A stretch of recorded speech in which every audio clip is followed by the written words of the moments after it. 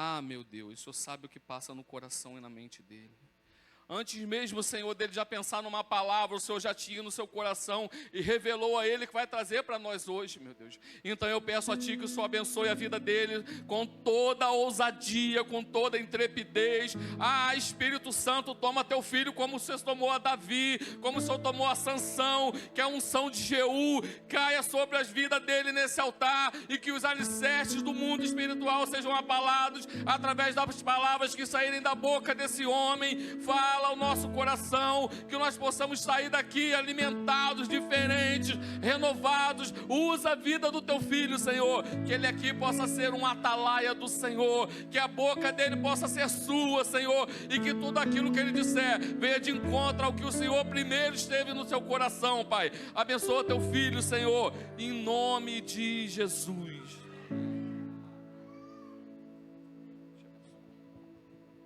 Pai, gente, tudo bem? Boa noite a todos. Glória a Deus. É sempre bom estar em casa. É sempre poderoso demais. Abra sua Bíblia no livro de Atos, capítulo 27.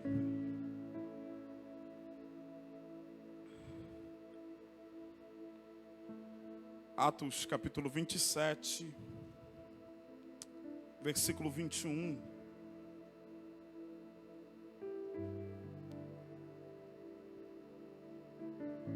Glória a Deus.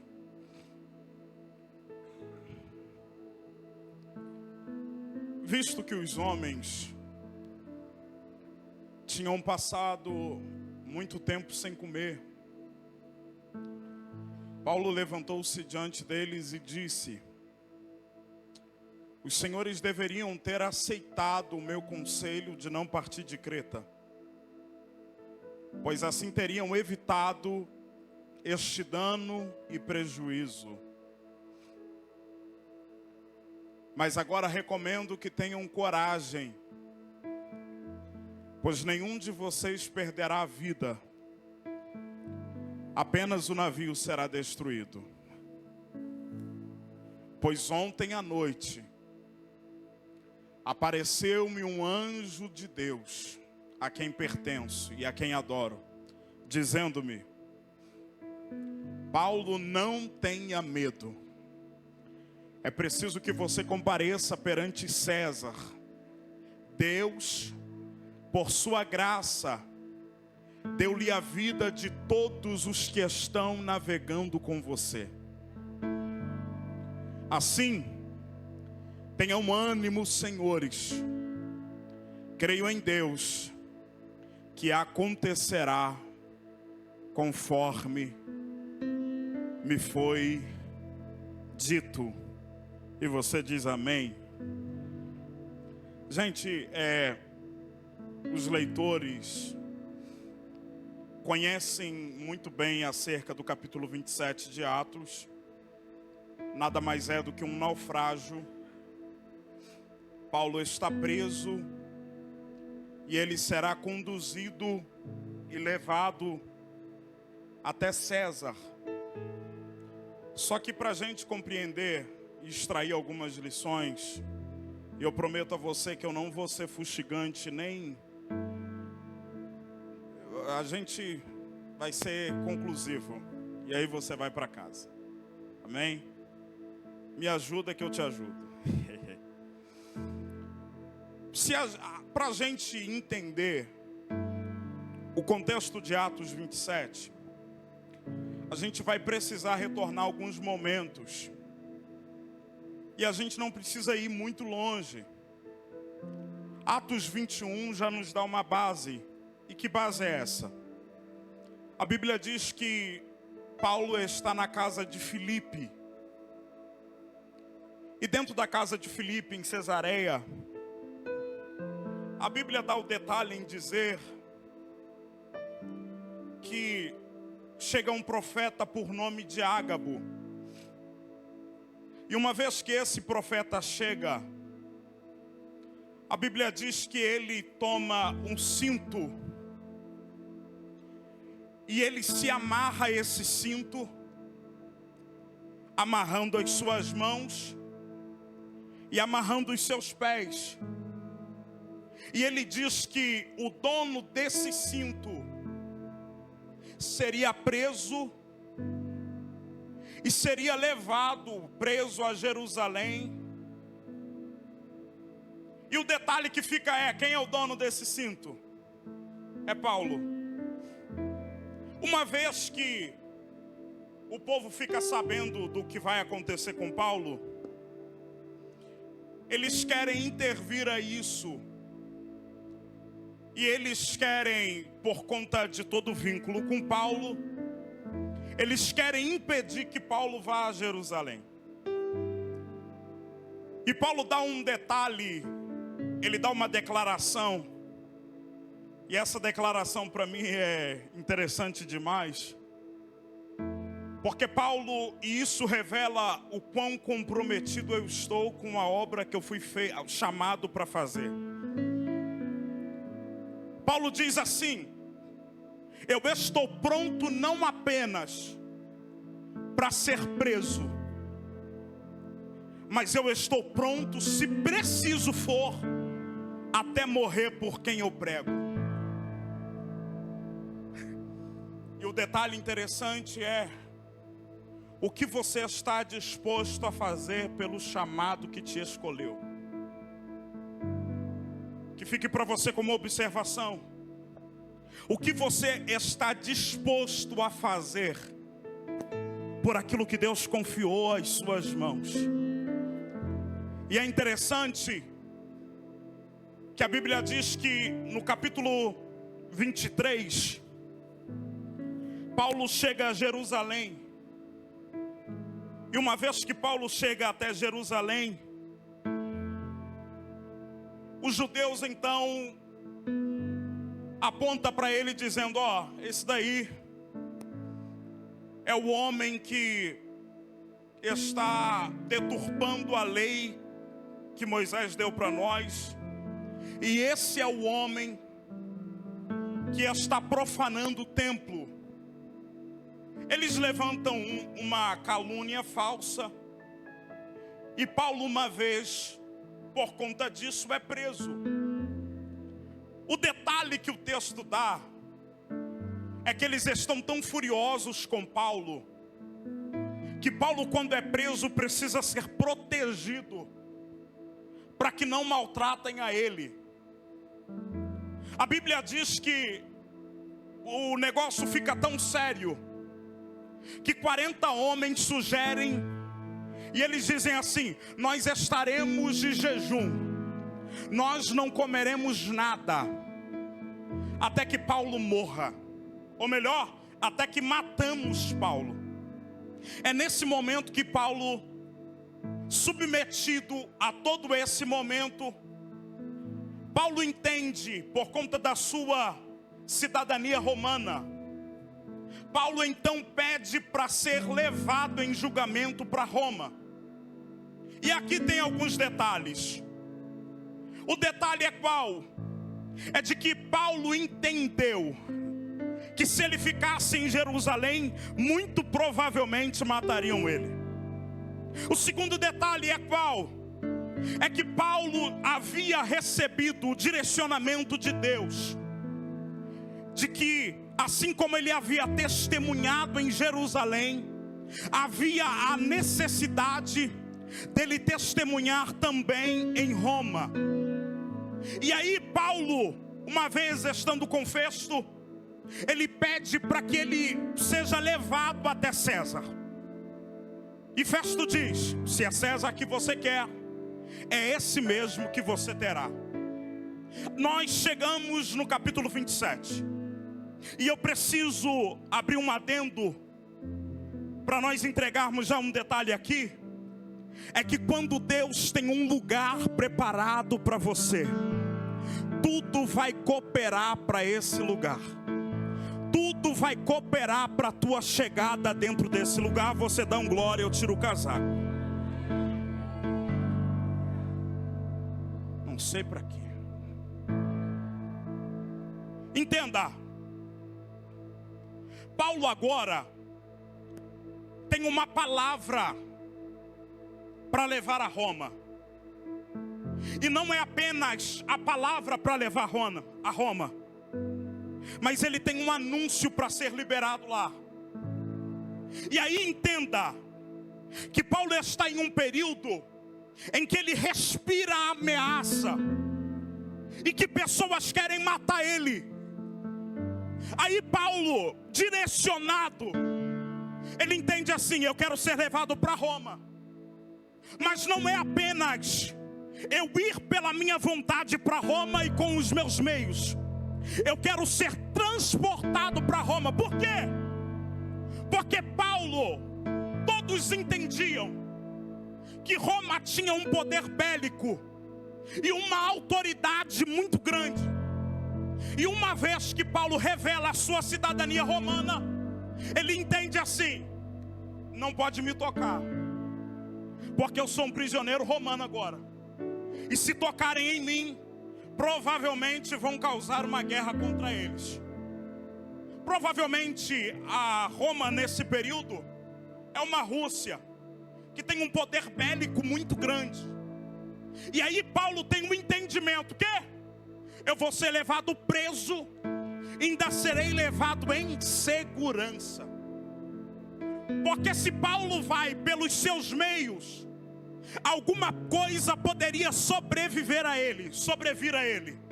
Mas ele está dentro de uma embarcação. E a Bíblia diz que uma vez que Paulo vai ser levado para Roma, entregam Paulo na mão de Júlio e diz assim: olha, é tua responsabilidade levar ele até Roma. Isso significa dizer que no meio da tua trajetória tem proteção. Eu vou repetir para a gente começar a entender. Deus estava dizendo para Paulo: eu já tenho um lugar preparado para você chegar, e tudo vai cooperar para o teu destino. Eu já estou preparando gente para cuidar de você. É muita pouca mão levantada para a palavra liberada. Deus está dizendo: para o lugar que você vai chegar, eu já tenho livramento preparado para te respaldar a chegar nesse lugar.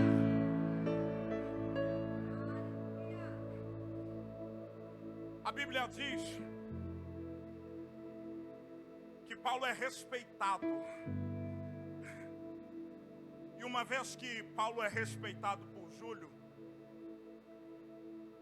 a Bíblia diz que em lugares que a embarcação chegava, Paulo tinha liberdade de descer da embarcação e ser cuidado pelos irmãos que viam ele. Até que chega um momento em que as condições climáticas já anunciam que uma tempestade está vindo. E de que uma noite trabalhosa, meu pastor Dirley, está sobrevindo. É quando Paulo toma a palavra. Ele chegando em bons portos, dando para a costa sul de Creta, Paulo toma a palavra e diz: Júlio, é melhor que nós não avancemos, porque vai ser trabalhoso, porque vai dar problema.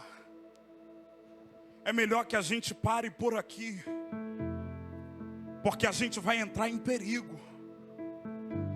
Aí a Bíblia diz, sabe o quê? Júlio olha e não dá ouvidos para o que Paulo diz, e sim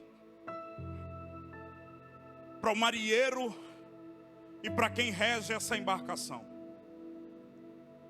Paulo está aconselhando: não vai, é melhor que pare. Só que onde é que a gente está com a cabeça? De que a gente prefere acreditar na nossa experiência do que acreditar no conselho que o céu já liberou.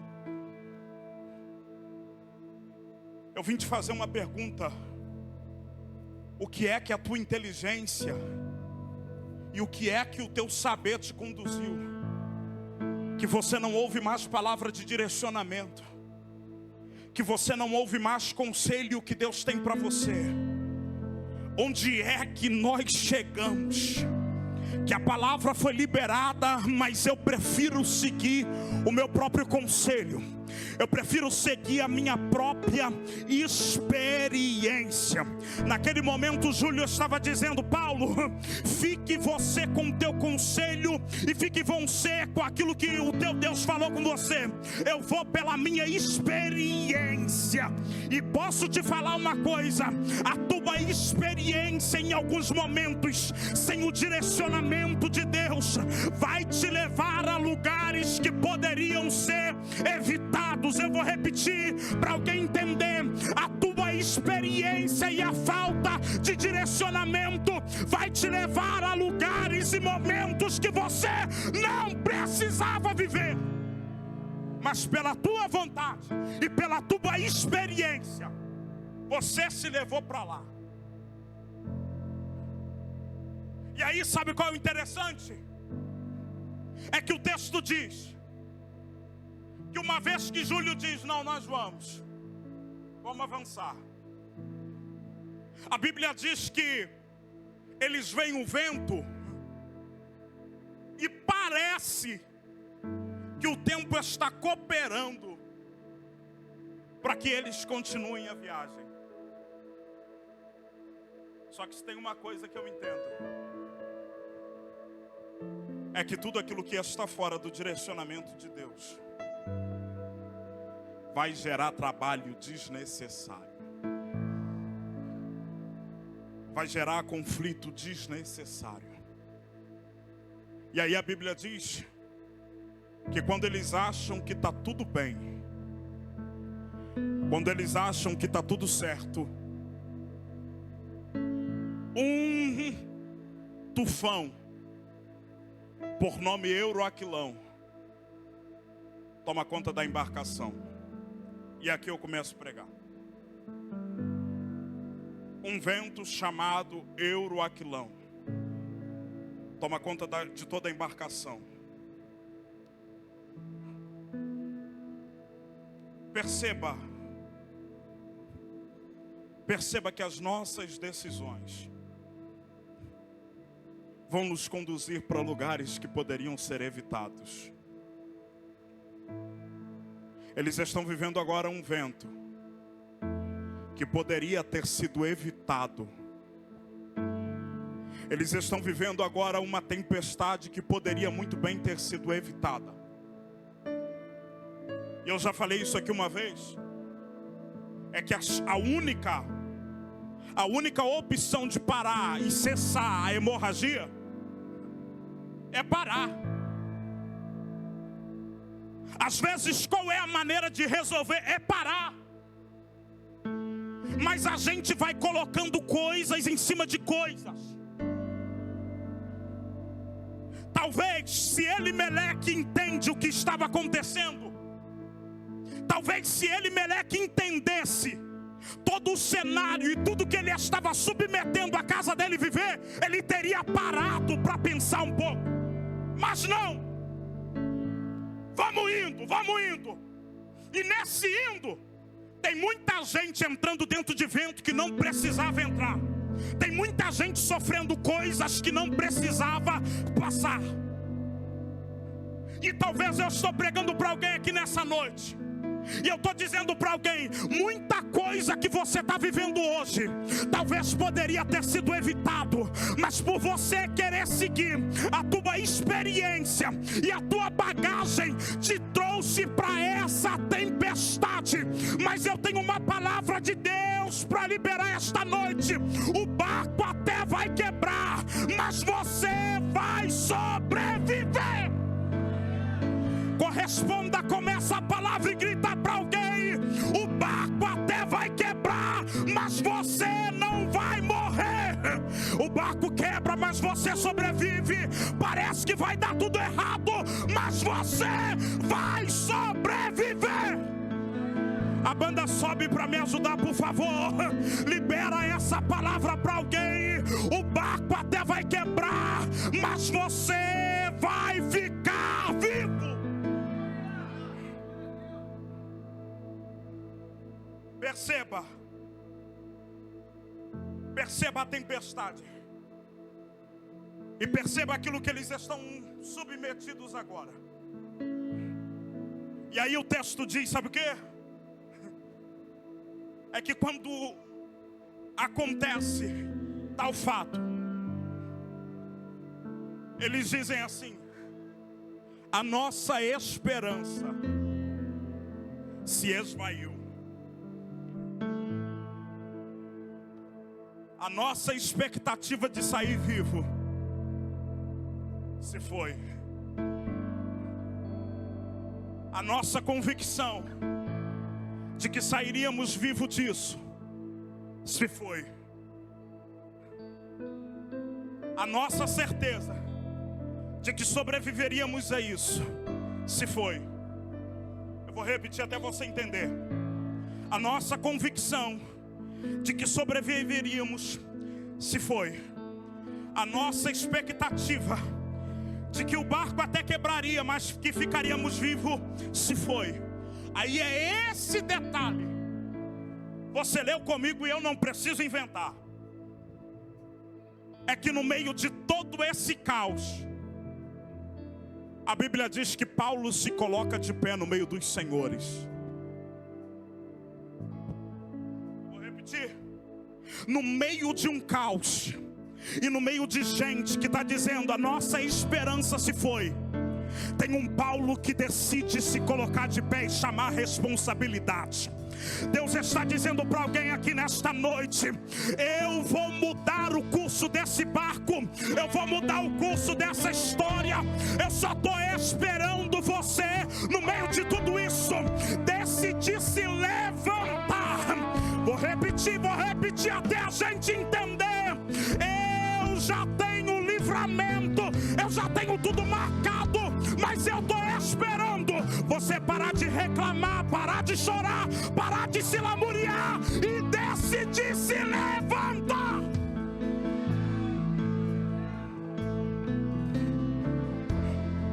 Ele está dizendo: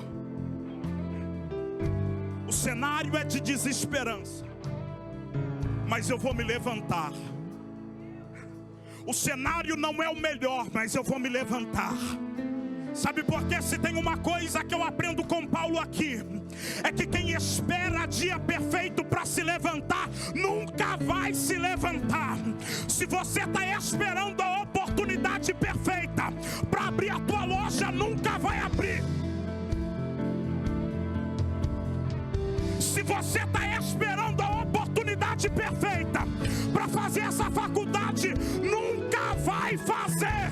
Mas Deus está dizendo: eu me comprometo com o teu posicionamento.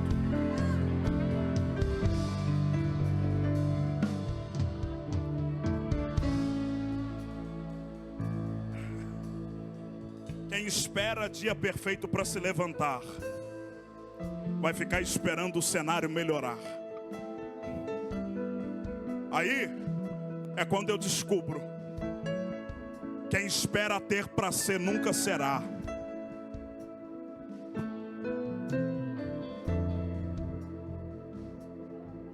Quem espera receber para se posicionar nunca vai. Você já viu a pessoa que quer dar desculpa para não se reconciliar? É que ele diz assim: deixa eu resolver as minhas coisas primeiro lá fora. Aí se você estiver aqui dentro, eu já te dou um aviso: nunca vai resolver. Nunca. Porque Deus está esperando o teu posicionamento. Samar está vendo o campo de batalha e está vendo o seu campo sendo saqueado. Aí ele chama alguém para ir para a batalha com ele. Eu? É ruim. Aí a Bíblia diz: vocês não vão não? Eu vou. E aí a Bíblia diz, sabe o quê? Que depois de Samar, o Senhor obrou um grande livramento. Era Deus dizendo: eu só precisava de alguém que se posicionasse para defender o campo de lentilha. Cata a mão desse crente. Eu não sou disso, mas é para você se animar. Deus está dizendo, diga para ele assim: o teu posicionamento vai mudar o direcionamento dessa embarcação. Está caminhando para a morte, mas Deus está dizendo, a partir de hoje eu vou recalcular a rota.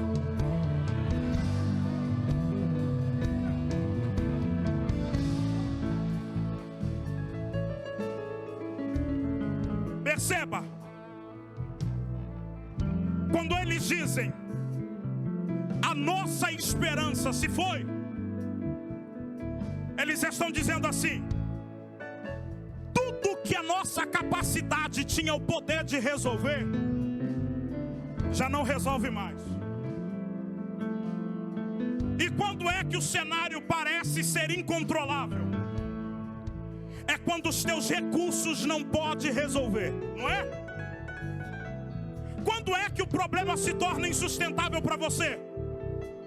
É quando foge do teu controle, certo? Aí perceba que eles estão dizendo, a nossa esperança se foi. É quando quem tinha o recurso de manter a embarcação viva não tem mais o poder. E eu poderia extrair outros mais autoridades dentro dessa embarcação, mas eu só vou me ater a 3.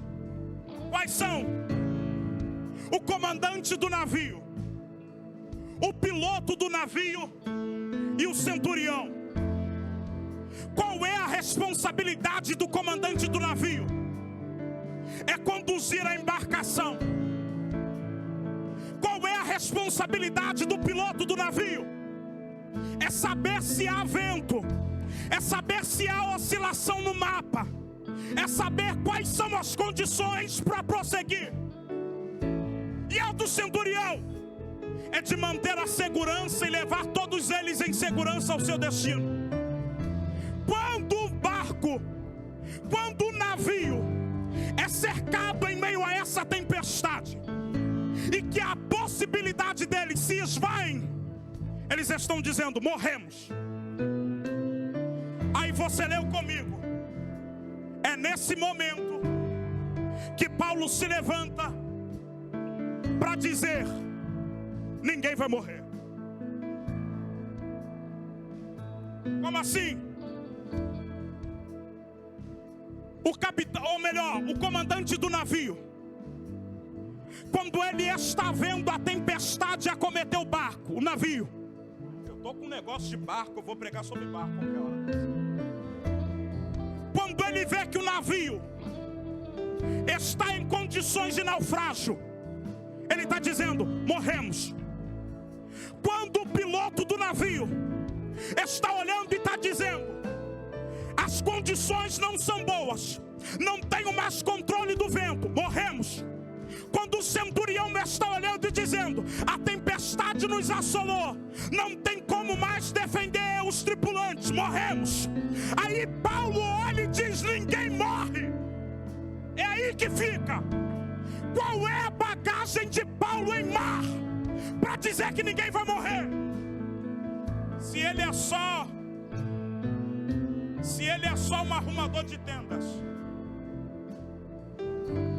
Qual é a experiência de Paulo com o mar? Enquanto aqueles que são formados e capacitados está dizendo que não tem esperança, que vai morrer, que vai quebrar. Quem é Paulo para se levantar no meio da embarcação e dizer ninguém morre? É que Paulo está dizendo, não tenho experiência nenhuma com o mar, mas eu tenho experiência com o Deus que é dono do vento, com o Deus que é dono da tempestade. Paulo está dizendo, eu não tenho bagagem nenhuma para saber que vento é, que vento foi, mas eu vivo por fé e não por vista. Pela vista eu estou vendo que vai quebrar, mas pela fé eu estou vendo que o escape já está liberado.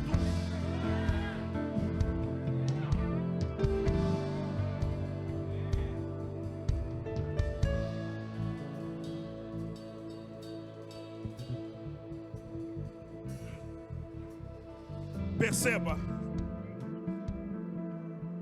Perceba. Paulo está dizendo assim: ninguém vai morrer. Mas por que, Paulo? Porque nessa madrugada, enquanto provavelmente vocês estavam guerreando do jeito de vocês, o anjo do Senhor apareceu aqui. Enquanto vocês estavam tentando lutar com os meios de vocês, eu lutava a minha guerra em oração. Enquanto vocês estavam tentando resolver do jeito de vocês, eu lutava as minhas guerras em oração. E eu tenho uma notícia para dizer: enquanto eu orava, o anjo desceu e ele avisou que ninguém vai morrer. Ele está dizendo: no meio da tempestade tem presença de Deus.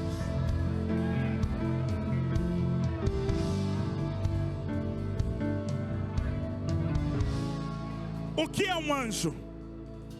Um anjo de Deus. Um anjo de Deus representa muita coisa.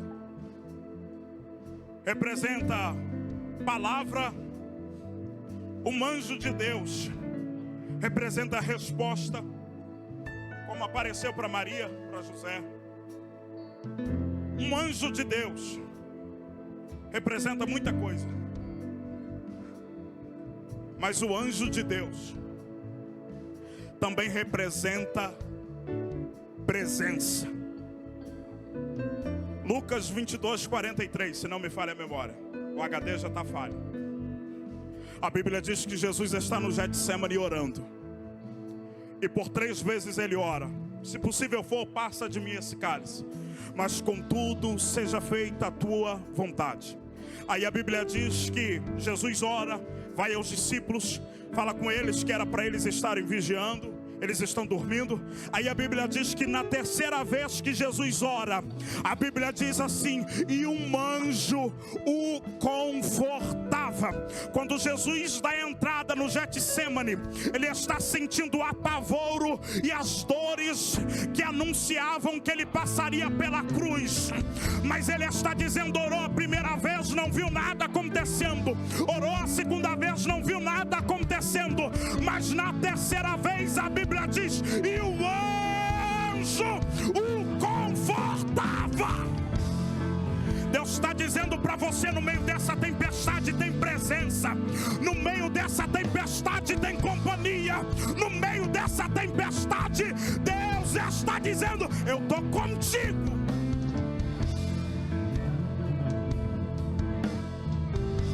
Anjo para mim fala de resposta chegando. Aí eu lembro de Daniel.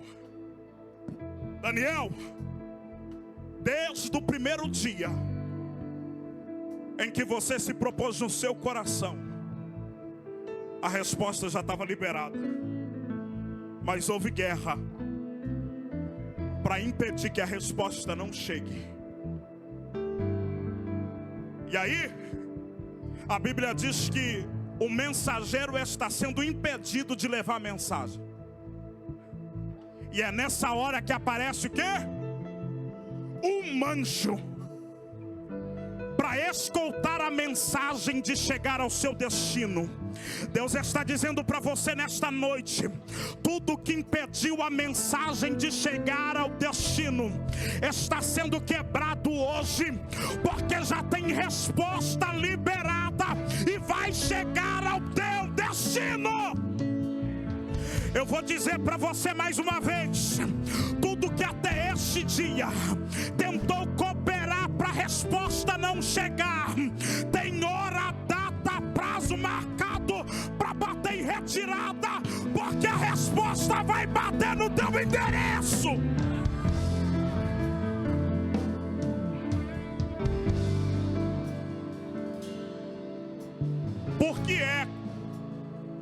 Por que é que Paulo tem bagagem para falar que ninguém vai morrer?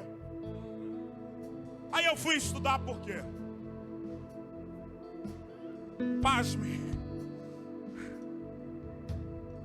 Paulo está agora, no capítulo 27, no seu quarto naufrágio. Como assim?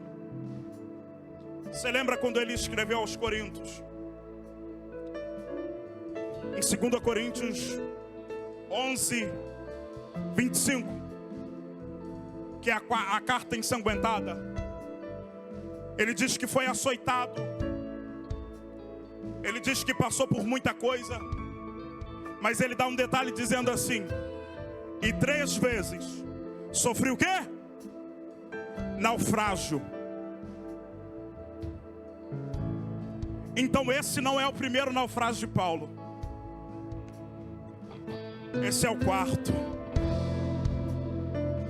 E sabe o que Paulo está dizendo?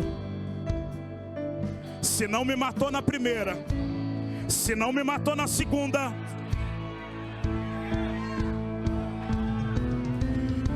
para alguém é o primeiro, mas para Paulo é o quarto. E ele está dizendo: se não me matou na primeira, se não me matou na segunda, se não me matou na terceira, não é agora que vai me matar. Deus me trouxe aqui para gritar para alguém: você já passou por coisa pior e sobreviveu. Não é agora que você vai morrer.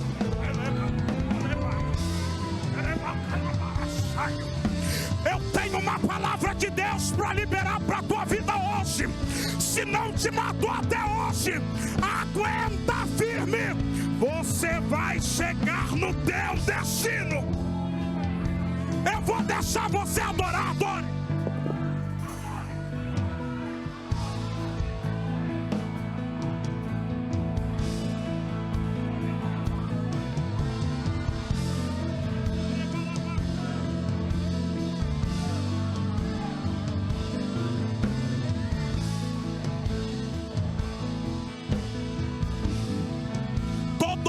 De morte está caindo por terra. Todo plano de desistência está caindo por terra. Quem é de oração vem comigo. Deus está dizendo: o que não te matou te fortaleceu. O que não te matou vai te dar coragem para contar o testemunho.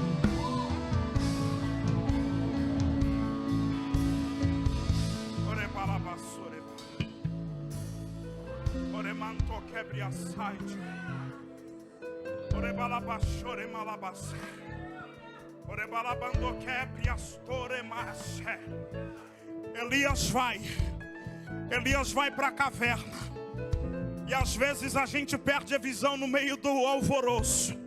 Aí Elias vai e ele conversa com Deus: mataram todos os teus profetas, só ficou eu fugi, porque se me matarem acabou tudo. Aí a Bíblia diz que Elias foge pelo medo. Pelo medo de quê? Porque Jezabel falou que vai matar ele. Só que o que Elias não percebeu é que o tempo passou e ele continuou. É porque você está tão vidrado no cenário que você está vivendo, que você esqueceu que coisas que dizia que ia te matar não te matou, e você está aí. É que você está tão agarrado no alvoroço da tempestade que você nem percebeu que 2020 falou que ia te matar e não te matou. Olha você aí. Você está tão agarrado nessa tempestade que 2021 passou, o caos econômico viria e você ainda está aí.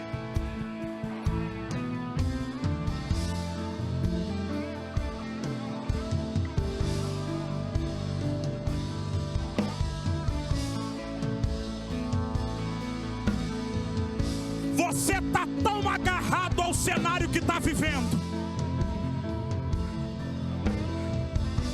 Que o câncer falou que ia te matar e olha você aí. Você está tão agarrado ao cenário que está vivendo, que a depressão falou que ia te matar e olha você aí.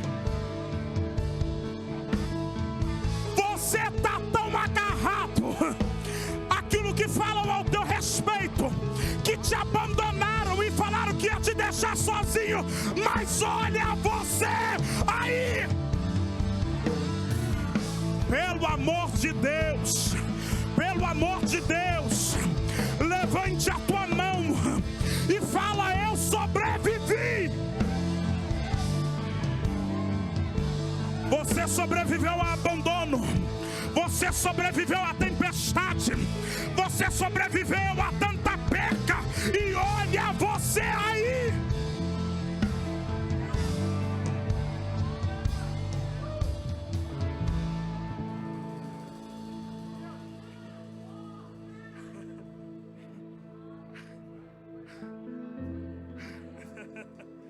Sabe o que é interessante?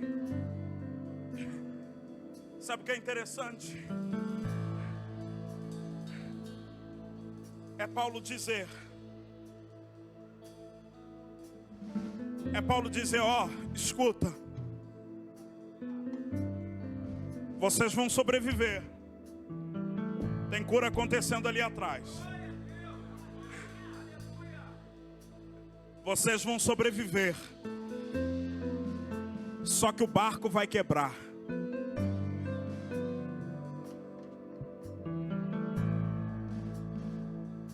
Você vai ficar vivo, mas o barco vai quebrar. Sabe por quê? Porque Deus não é, ou melhor, Deus não está trabalhando para manter o teu barco intacto. Deus está trabalhando para te manter vivo.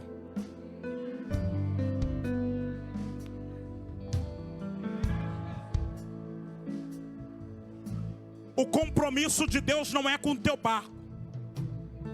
O compromisso de Deus não é com o teu navio.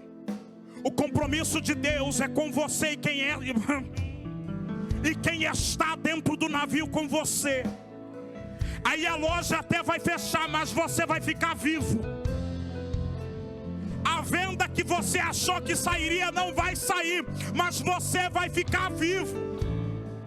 Porque o que te trouxe até aqui não te leva para o próximo nível.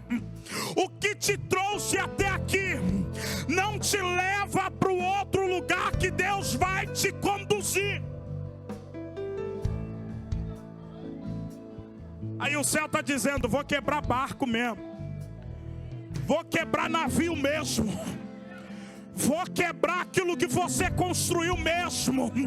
Vou quebrar porque você está achando que eu sou refém daquilo que você construiu. Eu vou te mostrar do que mais do que você construiu. Sou eu para te entregar tudo de novo.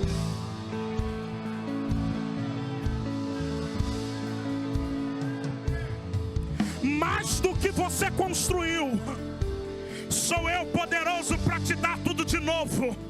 Levante a sua mão, eu libero uma palavra. A glória desta última casa será maior do que a da primeira. O que Deus fez até aqui, agradeça, mas tem algo muito maior preparado para você.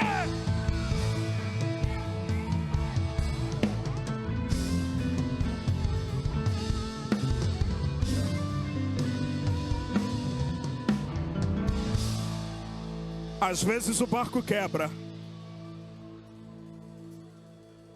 porque Deus quer te fazer gerar algo novo. Às vezes as possibilidades se esvão, elas se esvaem, porque Deus está querendo criar capacidade nova.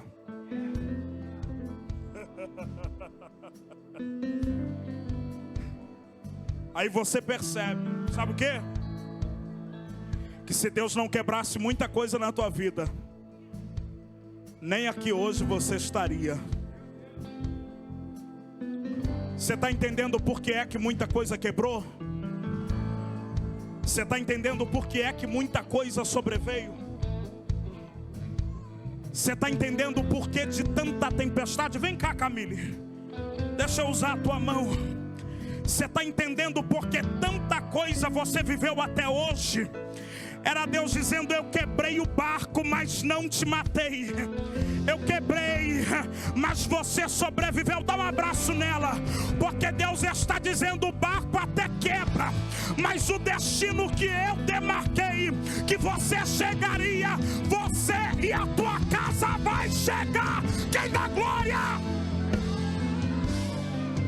Oremanchore malabar, orebacalamana.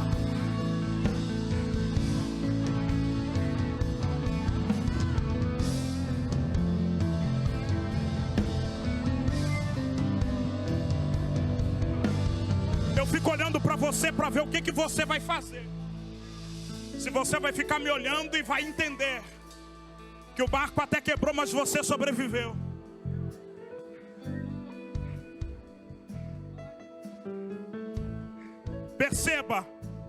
Perceba, Boreto. A mulher do fluxo de sangue vai até Jesus, mas ela percebe uma coisa: o quê? É que ela não pode ser tocada por Jesus, porque ela é impura. Aí o texto dá detalhe em dizer que a multidão oprime Jesus. Oprime por quê? Porque eles entendiam que a fonte de cura saía quando Jesus tocava neles. Só que a mulher não pode ser tocada por Jesus, porque ela é impura.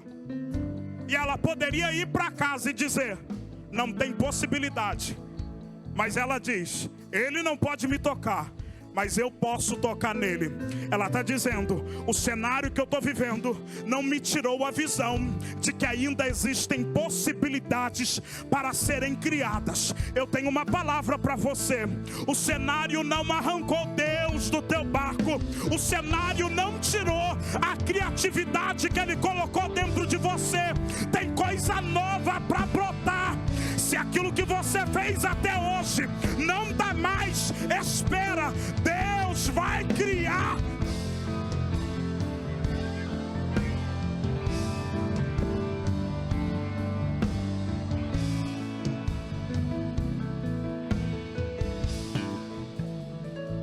Eu começo a concluir. Paulo diz: o barco vai quebrar. Mas Paulo também diz que eles vão chegar ao destino.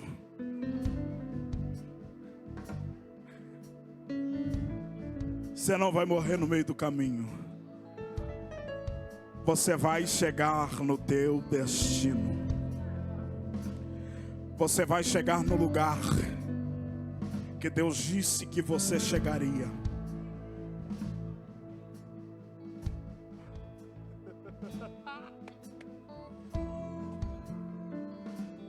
Você está olhando hoje para o teu cenário e está dizendo: eu não chego. Não chego mesmo. Você está olhando para o que você está vivendo hoje e diz: não vou mesmo. Só que Deus está dizendo: você vai chegar. O barco até vai quebrar, o navio vai quebrar, mas você vai chegar. Até parece que não vai chegar, mas você vai chegar. Fala com alguém do teu lado: você vai chegar ao teu destino. Você vai chegar ao teu destino. E aí perceba que o negócio não é só chegar. O negócio é se manter lá. Porque tudo que Deus fez no decorrer e no caminho da trajetória de José era criando experiência para se manter. Porque o cenário que você está vivendo está te preparando para o próximo nível. Porque chegar, todo mundo chega. O negócio é se manter. Aí Deus estava dizendo para José: José, respeita o processo. Porque se você respeitar o processo, eu vou te levar para um lugar que ninguém nunca viu. Eu vou criar um cargo que ninguém nunca viveu. Mas o meu nome será glorificado através da tua vida. Paulo, é o teu quarto naufrágio, é? E o que o naufrágio fez com você? Me gerou experiência. Porque você acha que Deus não estava no controle quando entulharam os poços de Isaac? Ele estava. Só que entulhavam, ele ia lá, cavava outro. Entulhava, ele ia lá, cavava outro. Era Deus gerando robustez e experiência. Você acha que Deus não estava com Ana? Enquanto Penina espizinha ela, Deus estava. Mas estava gerando experiência. Você vai sair desse deserto muito mais forte, muito mais amadurecido.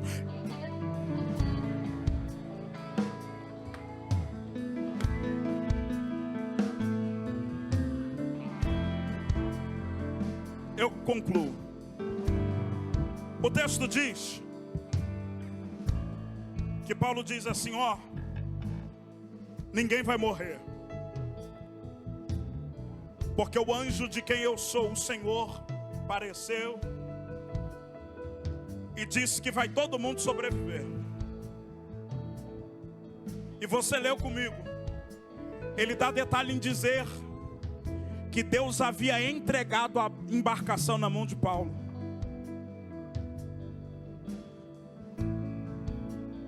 Aí, eu entendo o que é com isso. Era que daquele momento em diante, a embarcação não estava mais na mão do comandante, mas a embarcação estava na mão do Deus de Paulo. E aí alguém até se levanta para dizer assim: vamos pular do navio, porque assim a gente vai sobreviver. Aí Paulo olha e diz assim: senhores, Deus apareceu para mim e falou que ninguém vai morrer, mas tem uma condição. E qual é? É que só vai sobreviver quem ficar comigo no barco. Quem quiser pular, eu não me responsabilizo.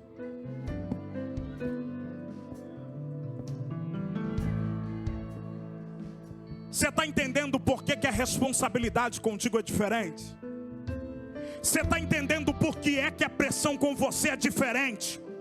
E às vezes a gente quer submeter os outros a viver aquilo que Deus nos fez viver.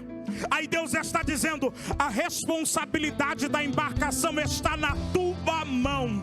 Quem quiser pular do barco da tua vida, que pule. Quem não pode pular é você. Quem quiser desistir, que desista. Quem não pode desistir é você. Quem quiser ir embora da tua casa, que vá. Quem não pode é você. Quem quiser jogar tudo pro alto, que jogue. Quem não pode jogar é você.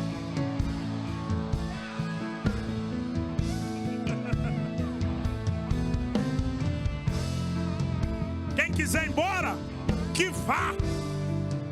Quem não pode é você. Aí você entende agora, mulher de Deus, por que é que todos os dias de madrugada Deus te incomoda para orar?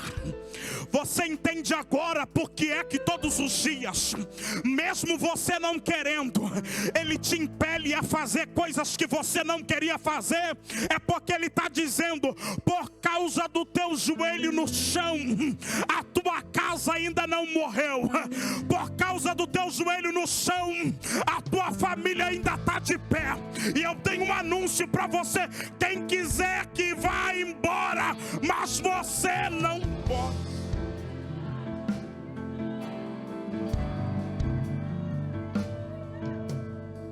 Quem não pode desistir é você. Eu concluo agora. A Bíblia diz que Paulo diz assim: nós vamos chegar ao nosso destino. O barco vai quebrar, mas a gente vai chegar no lugar que Deus disse que chegaríamos. Aí a Bíblia diz que eles vão dar em Malta. Eles vão chegar em Malta. Aí a Bíblia diz que por conta de todo o naufrágio e por conta de todo o frio que eles passaram durante todos esses dias, Paulo decide catar graveto para fazer fogo. Aí nisso, uma víbora abocanha.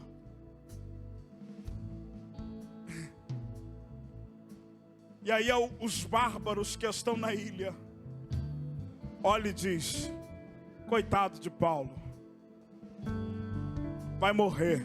Fica de pé. Coitado de Paulo, sobreviveu até aqui, mas a justiça não deixa ele viver. E eu comecei a pensar: por que é que eles estão dizendo que Paulo vai morrer? É porque muito provavelmente,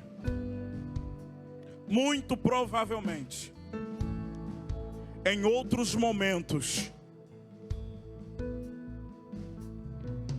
essa víbora já tinha picado a outra pessoa. É porque muito provavelmente essa cobra já tinha matado alguém. E está dizendo: eu já vi ela matar outros. Não vai ser ele que vai sobreviver. E a grande verdade é, sabe qual? É que tem pessoas esperando pela tua morte. É que tem pessoas esperando mesmo de fato. Eu vou esperar e eu vou aguardar e vou contar os minutos para ver quanto tempo mais ela aguenta, para ver quanto tempo mais ele aguenta. Só que eu tenho um detalhe, um texto para te falar. É que vai passando o tempo e o veneno não matou Paulo. Sabe o que é isso? É que tinha gente esperando, dizendo: agora cai. Só que o que eles não sabiam é que naquele dia, um homem cheio do Espírito tinha pisado dentro daquela ilha. Eu termino dizendo para você: o que as pessoas que estão ao teu lado não sabem é que não vai acontecer com você aquilo que aconteceu com teu pai. É que dessa vez não vai acontecer com você aquilo que aconteceu com a tua mãe. Eu estou vendo Deus dizendo para mim agora, de pessoas dizendo assim: tudo que você está vivendo está caminhando do jeito que teu pai e a tua mãe terminou. Tudo que você está vivendo está caminhando para o cenário que os teus pais terminaram. Mas hoje o leão da tribo de Judá toma a palavra para dizer: com você será diferente. Eles tentaram e não conseguiram, mas em você não. Você está cheio do Espírito para sacudir, para dizer: eu não morro com esse veneno.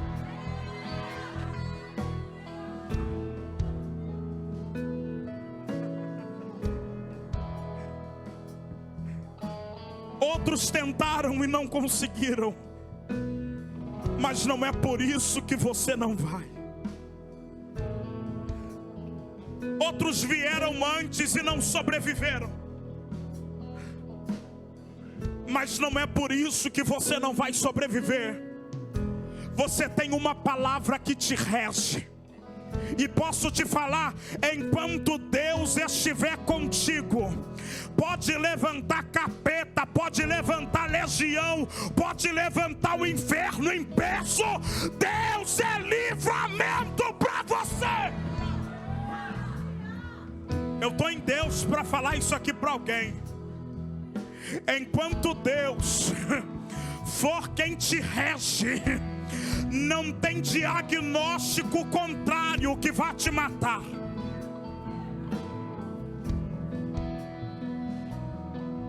Vem cá. Vem com ela também, Fabi. Vem cá. Vem cá, porque Deus manda te dizer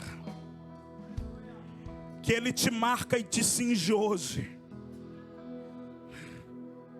Deus está dizendo para você: ninguém dava nada, mas eu te enxerguei. Ninguém pensou nada, mas eu pensei. E Deus está dizendo: uma grande intercessora é levantada aqui esta noite. Deus está dizendo: Guapimirim conhecerá o Deus da Tatiana. Enquanto eu te vejo, eu estou vendo Deus dizendo: nas tuas mãos eu coloco o dom de cura. Deus está dizendo para você nesta noite: eu vou dar celeridade e vou dar notoriedade para aquilo que te chamei para fazer. Deus está dizendo para você nesta noite: uma unção te envolve e te capacita. Ela é muito maior do que você pode prever. Ela é muito maior do que você pode pensar. E Deus te diz nesta noite: não é porque alguém da tua casa não venceu que tu não vai. Não é porque alguém da tua casa não viveu que tu não vai viver. O Deus que te chama te manda te dizer: eu sou Deus quem respaldo a unção que confiei a você. E marque bem este dia, porque Deus está dizendo: eu não me investi em ninguém para perder. Eu não me investi em ninguém para morrer. Vou te fazer viver a minha novidade. Enquanto tu estás aqui, o teu Deus manda te dizer: eu entro na tua vida sentimental, eu entro na tua vida material e digo para ti assim: ninguém fez para mim e ficou desamparado. Tu entende? Ninguém fez para mim e ficou esquecido. Deus está dizendo: faz para mim, porque eu faço por você. Essa palavra tem data, prazo marcado, porque quem está vendo essa Tatiana hoje aqui não tem noção para o lugar que Deus está conduzindo ela.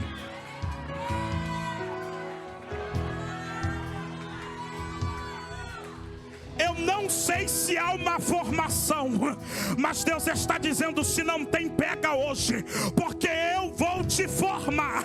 Eu vejo a porta da faculdade se abrindo e Deus dizendo para você: tu não tem condição, mas eu invisto em quem eu chamo, eu cuido de quem eu chamo, e a minha palavra vai se cumprir. Dá um abraço nela.